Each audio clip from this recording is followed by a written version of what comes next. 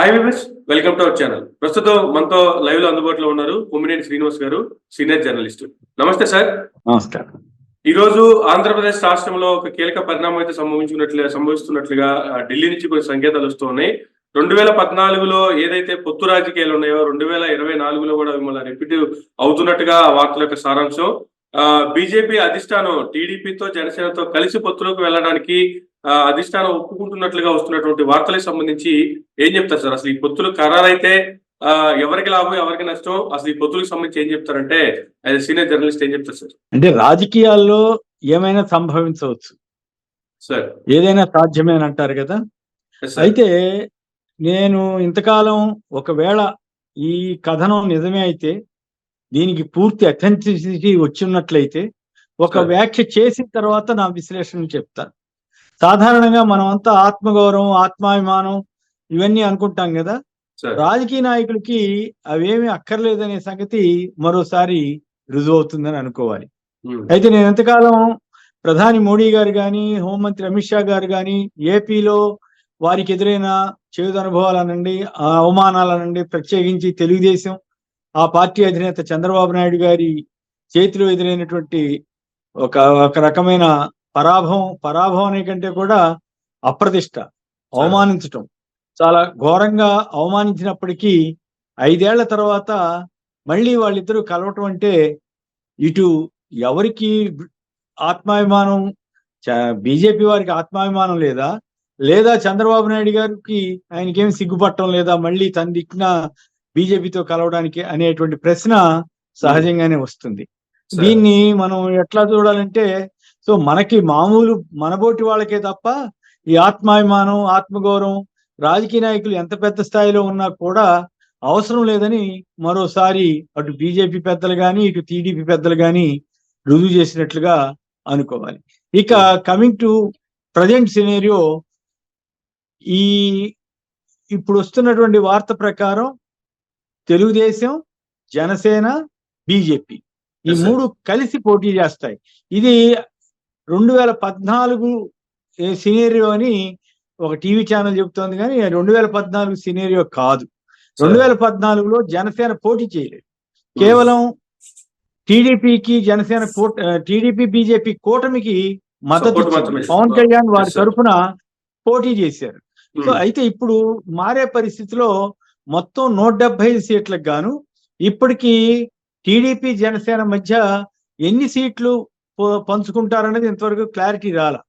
సరే, లోకేష్ గారు మాలో క్లారిటీ ఉంది, మేమేదో ఆలోచిస్తున్నాం అని చెప్పుండొచ్చు కానీ, బట్ జనసేనలో చాలా అంతర్మదనం జరుగుతూ ఉంది. పవన్ కళ్యాణ్ గారు కూడా ఆత్మాభిమానం, ఆత్మగౌరవాన్ని అన్ని వదిలేసినట్లుగా వ్యవహరిస్తున్నారనేటువంటి భావన ఆ పార్టీ జన సైనికుల్లో ఉంది. సరే, అయినప్పటికీ కూడా కొంతమంది సర్దుకుంటారు, కొంతమంది వ్యతిరేకిస్తారు. ఇదంతా రాజకీయాల్లో సహజంగానే జరుగుతుంది. కానీ వారు కోరుకుంటున్నది 60 నుంచి 70 సీట్లు. కానీ టీడీపీ వారు ఇస్తానంటుంది మహా అయితే 12 సీట్లని మొదట చెప్పారు, మహా అయితే 20 సీట్లు అంటున్నారు. ఇంకా ఎక్కువైతే 28, 29, 30 లోపే అంటున్నారు. 30 లోపే సీట్లు తీసుకున్నట్లయితే జనసేనకి చాలా తీరని అప్రతిష్ట, ఓ రకంగా మొత్తం జనసేనను అవమానించినట్లే అనేది జనసైనికుల భావనగా ఉంది. కనీసం 60 నుంచి 70 సీట్లు తీసుకోవాలన్నది వారిలో ఉన్నటువంటి జనరల్ థింకింగ్. మన హరిరామరావు గారు కూడా 57 సీట్లు అన్నారు. పోనీ అవన్నీ కాకుండా కనీసం 50 సీట్లైనా తీసుకోకపోతే ఈ పొత్తు సజావుగా ఉండదు, టీడీపీకి జనసేన కార్యకర్తలు ఎవరు ఓట్లు వేయరు అని జనసేనకు అభిమానంగా ఉండే పలు యూట్యూబ్ ఛానళ్లలో నేను ఆ జనసేనకు సంబంధించి అభిమానించే వాళ్ళు కానీ చెప్తుంటే విన్నాను. అంటే వాళ్ళు పవన్ కళ్యాణ్ అభిమానులనండి లేదా జనసేనకి సంబంధించినటువంటి వ్యక్తులని నాకు అర్థమైంది. సో వాళ్ళ జనరల్ ఫీలింగ్ అట్లా ఉంది. సో వాళ్ళు సరే 50 కాకపోతే 40 తీసుకుంటారేమో చివరికని అనిపిస్తుంది. 30 అంటే మరీ పరుగు పోయేటట్టుంది, ఇంకో 10 ఇవ్వండి అని ఏమన్నా పవన్ కళ్యాణ్ గారి బతిమిలాడి తీసుకోవచ్చేమో. తీసుకుంటే 50 పైన తీసుకుంటే కొద్దిగా అసంతృప్తితో సర్దుకునే అవకాశం ఉంటుంది జనసేన కార్యకర్తలు. 60 తీసుకుంటే సంతోషంగా వాళ్ళు పనిచేస్తారు కొంత. కానీ వేరే ఈ 30 దగ్గర ఆగిపోతే మాత్రం జనసేనకి టీడీపీకి మధ్య పొత్తు అంతంత మాత్రంగానే ఉంటుందని చెప్పాలి. ఒకవేళ 50 సీట్లు కనుక ఇస్తే టీడీపీ వారు 50 సీట్లు వీరికి, బీజేపీకి 12 సీట్లు వాస్తవమే. ఎందుకంటే ఐ థింక్ 99లోను అట్లాగే 2014లో కూడా 12 సీట్లే ఇచ్చినట్టున్నారు.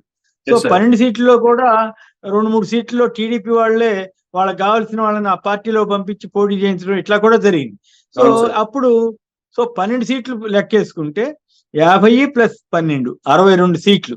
సో 62 సీట్లు పోని ఇంకెన్ని మిగులుతాయి? 113 సీట్లు మిగులుతాయి. అంతే కదా. అవును, అవును. 113 సీట్లలో టీడీపీ పోటీ చేయాలి. టీడీపీ పోటీ చేస్తే 80-90% గెలిస్తే అప్పుడు సొంతంగా మెజారిటీ వస్తుంది.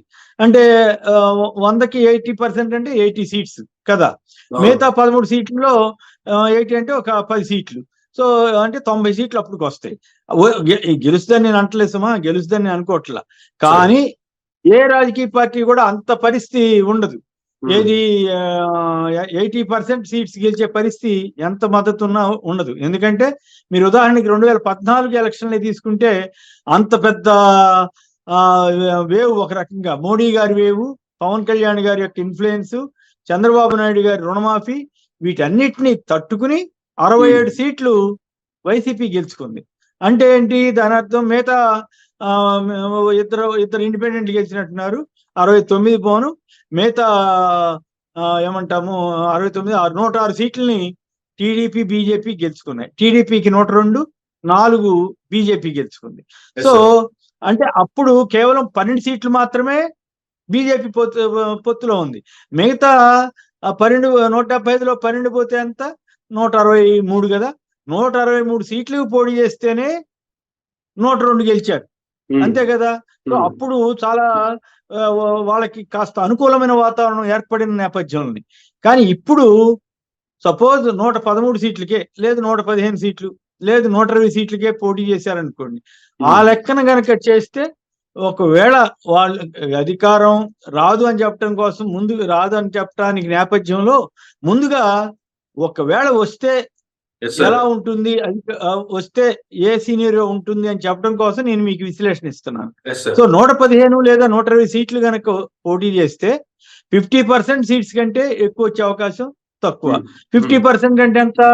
60 సీట్లు. అంతే కదా. 120 సీట్లలో 60 సీట్లు గెలిస్తే గొప్ప.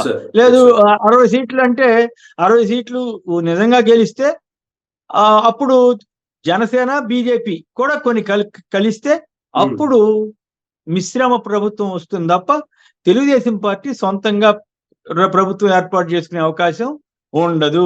అంటే సహజంగానే ఇదంతా కూడా ఈ ఏమంటాము కలగూరగంప వ్యవహారంగా మారుతుంది. ఆంధ్రప్రదేశ్ లో జనరల్ గా ఆ ట్రెండ్ తక్కువ. ఒక 2014లోనే ఆ స్థాయిలో అపోజిషన్ గా వైసీపీ 67 సీట్లు సంపాదించుకుంది. కానీ 2019 వచ్చేసరికి కేవలం అపోజిషన్ టీడీపీకి 23 సీట్లే వచ్చింది. ఇప్పుడు ఇప్పుడున్నటువంటి పరిస్థితి కొంత ప్రత్యేకమైనటువంటి పరిస్థితి. ఇప్పుడు ఈసారి జనసేన కలుస్తా ఉంది. కిందసారి జనసేన విడిగా పోటీ చేసింది వేరే పార్టీలతో కలిసి. అయినప్పుడు కూడా వాళ్ళు 1 సీటు మాత్రమే గెలిచారు. సో ఆ పరిస్థితి అంతా అప్పుడు ఉన్నటువంటి పరిస్థితి. కానీ ఈసారి బీజేపీ మీద బాగా నెగిటివ్ ఉంది. ఓవరాల్ గా ఆంధ్రప్రదేశ్ లో వీళ్ళు హామీలు నెరవేర్చలేదు, విశాఖ స్టీల్ ని ప్రైవేటైజ్ చేస్తున్నారు, అట్లాగే ప్రత్యేక హోదా ఇవ్వలేదు, ఇట్లాంటి అసంతృప్తులు చాలా కాలం నుంచి ఉన్నాయి. ఇప్పుడు కూడా కంటిన్యూ అయ్యే అవకాశం ఉంది. సో వీటన్నిటిని, ఈ నెగిటివ్ ని తట్టుకుని ప్లస్ చంద్రబాబు నాయుడు గారు టీడీపీ జనసేనల మధ్య పొత్తు సరిగా కుదరలేదనుకోండి, అదొక నష్టం జరుగుతుంది. సో ఇవన్నీ ఏతావాత చూస్తే టీడీపీ, పైగా ఇంకొకటి ఏమిటంటే ఒక్కసారి బీజేపీ తోటి జనసేన పవన్ కళ్యాణ్ కలిస్తే, అంటే ఇప్పుడు యాక్చువల్ గా జనసేన బీజేపీ తోటే ఉంది, బీజేపీ జనసేనతో ఉన్నానని చెప్తా ఉంది. కానీ జనసేన వెళ్ళి టీడీపీతో కలిసింది. ఇది ఒక రాజకీయ అక్రమ సంబంధం. అయితే ఈ అక్రమ సంబంధం కొనసాగే అవకాశం ఉంది అనేటువంటి అభిప్రాయం చాలా కాలంగా మనకి వస్తా ఉంది. ఎట్లా అంటే ఒక్క నిమిషం, అదే నేను చెప్పేది కూడా ఏంటంటే ఈ ఈ రాజకీయ అక్రమ సంబంధం దాదాపు ఏడాది పైనే Yes, sir. కొనసాగుతోంది. అయినప్పటికి కూడా బీజేపీ వారు జనసేనని అభ్యంతరం పెట్టల. సో అవును. వాళ్ళతో కాపురం చేస్తూ ఇంకోళ్ళతో సంసారం చేయటాన్ని వాళ్ళు అనుమతించారని అనుకోవాలి రాజకీయంగా. సో అనుమతించబట్టే పవన్ కళ్యాణ్ గారు ఆయన ఇక్కడ బీజేపీతో పొత్తు, తెలుగుదేశంతో సంసారం ఇది నడుపుతా వచ్చాడు, ఆయన రాజకీయం నడుపుతూ వచ్చాడు. సో అయితే ఎప్పుడు పురంధరేశ్వరి గారిని అడిగినా జనసేనతో మాకు పొత్తుందంటారు. పవన్ కళ్యాణ్ అడిగితే నేను టీడీపీతో పొత్తులో ఉన్నాను, మా ఇద్దరి అక్రమ రాజకీయ సంబంధాన్ని బీజేపీ ఆశిస్తున్నానని చెప్పి ఎక్కడ విశాఖపట్నంలో చెప్పాడు. అక్రమ సంబంధం అన్న పదం ఆయన వాడలేదు, నేను అంటున్నాను అక్రమ సంబంధం అని. ఎందుకంటే బీజేపీతో ఉంది లేని తెలియక ముందు ఇప్పుడు ముగ్గురు కలిస్తే అది వేరే విషయం. దాన్ని మనం ముగ్గురు అధికారికంగా ఒక సంబంధానికి వస్తే అది అధికారిక సంబంధం అవుతుంది. అది కానంత వరకు అక్రమ రాజకీయ సంబంధం. సో అక్రమ రాజకీయ సంబంధాన్ని బీజేపీ ఎంకరేజ్ చేస్తున్నప్పుడే అనుమానం వచ్చింది. దానికి తోడు తెలంగాణలో బీజేపీ తోటి జనసేన పొత్తు పెట్టుకున్నప్పటికీ చంద్రబాబు నాయుడు గారు కాంగ్రెస్ సపోర్ట్ చేసినా కూడా బీజేపీ వాళ్ళు చూసి ఉన్నట్టు వదిలేశారు. సో అప్పుడు కూడా డౌట్ వచ్చింది, ఇదేదో ఏపీ వరకు ఏదో చేసేటట్టున్నారు అనే అనుమానం వచ్చింది. విశాఖ సభలో కూడా అట్లాగే చేశారు. అలాగే పురంధరేశ్వరి గారు అమిత్ షా దగ్గరికి లోకేష్ గారిని ఎంటబెట్టుకు తీసుకెళ్ళినప్పుడు కూడా కొన్ని సందేహాలు వచ్చాయి. సో ఇవన్నీ కూడా సర్కమ్స్టెన్షియల్ ఎవిడెన్సెస్ అంటాం. అయినప్పటికీ కూడా చంద్రబాబు నాయుడు గారు, తెలుగుదేశం వారు 2019కి ముందు ఎంత దారుణంగా ప్రధాని మోడీని, అమిత్ షాని దూషించారో ఆ దూషణల కారణంగా వీళ్ళకి పొత్తు పెట్టుకుంటారా లేదా అన్న సందేహం అప్పట్లో వచ్చింది, చాలా కాలం ఉండేది. కానీ ఇప్పుడు వస్తున్న వార్తలను చూస్తే వారిద్దరినీ కూడా తెలుగుదేశం నుంచి బీజేపీలోకి వెళ్ళినటువంటి కొంతమంది నాయకులు ఇన్ఫ్లుయెన్స్ చేసి దీనివల్ల బీజేపీకి కూడా ఉపయోగమే, బీజేపీకి 1% కూడా శాతం ఓట్లు లేవు. సో ఇప్పుడు బీజేపీ పికప్ అవ్వాలంటే ఇది ఒక అవకాశం. ఎందుకంటే టీడీపీని కూడా బాగా తగ్గించి సీట్లు ఇచ్చి బెదిరించి కిందకు తక్కువ సీట్లకి చెప్పొచ్చు. ఎందుకంటే జనసేనకి ఎట్లాగో 40-50 కనీసం తీసుకుంటారు, మనం ఒక 15 తీసుకుంటే 65, వాళ్ళకి ఎట్లాగో అధికారం వచ్చే అవకాశం తక్కువ. ఒకవేళ వచ్చినా కూడా జాయింట్ కూటమి అవుతుంది తప్ప బీజేపీకి జనసేన టీడీపీ కూటమి అవుతుంది తప్ప టీడీపీకి సొంతంగా మెజారిటీ వచ్చే అవకాశం లేదు అనేటువంటి ఒక థీరీని వాళ్ళు తీసుకెళ్లి ఉండొచ్చు. దానికి అనుగుణంగా ఇది జరుగుతుందేమో అనుకుంటున్నాం. అయితే చివరి క్షణం వరకు దీని మీద మనం క్లారిటీగా చెప్పజాలం. ఎందుకంటే ప్రైమ్ మినిస్టర్ టేబుల్ మీదకి వెళ్ళిందని ఆ టీవీ ఛానల్ చెప్తా ఉంది.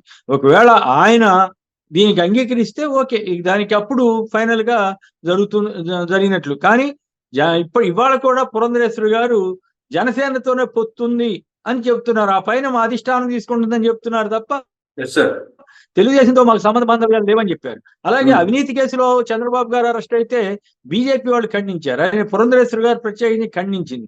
సో అది బంధుత్వంతో పాటు రాజకీయ బంధుత్వం కూడా ఏర్పడుతుందనే అనుమానం అప్పటి నుంచి వచ్చింది. సో అనుమానాలన్నింటినీ ధృవీకరిస్తూ ఇవాళ ఈ వార్తా కథనం వచ్చినట్లుగా ఉంది. దీనివల్ల ప్రత్యేకించి వైఎస్ఆర్ కాంగ్రెస్ కు వచ్చే నష్టమేమి కొత్తగా ఏమీ ఉండదు. ఎందుకంటే ప్యాటర్న్ ఆఫ్ ఓట్స్ లో ఏం మార్పు ఉండదు. కేవలం కొన్ని వర్గాల్లో ప్రత్యేకించి టీడీపీకి అనుకూలంగా ఉండే వర్గాలే బీజేపీకి, జనసేనకి కూడా మద్దతు ఇవ్వాలి తప్ప వైఎస్ఆర్ కాంగ్రెస్ కి మద్దతు ఇచ్చే ఏ వర్గం కూడా కొత్తగా అటు వెళ్లే అవకాశం ఉండదు. పైగా ఇప్పుడు వైఎస్ఆర్ కాంగ్రెస్ కి ఆ మద్దతు మరింత స్ట్రాంగ్ అయ్యే అవకాశం ఉంది, పునాది గట్టిపడే అవకాశం కూడా ఉంది. ఎవరన్నా ఒకళ్ళిద్దరు వేరే ఆలోచన చేసినా ఇప్పుడు బీజేపీ కలిసిన తర్వాత అటు వెళ్లే అవకాశమే ఉండదు. దాని తోడు సిపిఐ, సిపిఎం, కాంగ్రెస్ ఇటువంటి పార్టీలన్నీ కూడా జనసేన, టీడీపీ వస్తే మనందరం కలిసి పోటీ చేయాలనుకుంటున్నారు. ఎందుకంటే నిన్న డికే శివకుమార్ గారితో చంద్రబాబు గారు మంతనాలు జరపటం, ఒక వైపేమో బీజేపీ తోటి, ఇంకో వైపేమో కాంగ్రెస్ తోటి, ఇద్దరితోటి 2 కళ్ళ సిద్ధాంతం ప్రకారం ఈయన చర్చలు జరపటం, ఇవన్నీ జరుగుతున్న నేపథ్యంలో వాళ్ళంతా కూడా వ్యతిరేకమయ్యి బీజేపీకి వ్యతిరేకంగా చంద్రబాబు అట్లాగే పవన్ కళ్యాణ్కి వ్యతిరేకంగా వాళ్ళు కూడా ప్రచారం చేసే అవకాశం ఉంటుంది. సో సహజంగానే ఈ పరిణామాలన్నీ టీడీపీకి కొంతమేర నష్టం చేయవచ్చు. 2014లో ఉన్నంతగా అప్పటి సినేరియో ఉన్నది ఇప్పుడు. ఎందుకంటే జగన్మోహన్ రెడ్డి గారు అన్ని రకాల జాగ్రత్తలు తీసుకుంటున్నారు.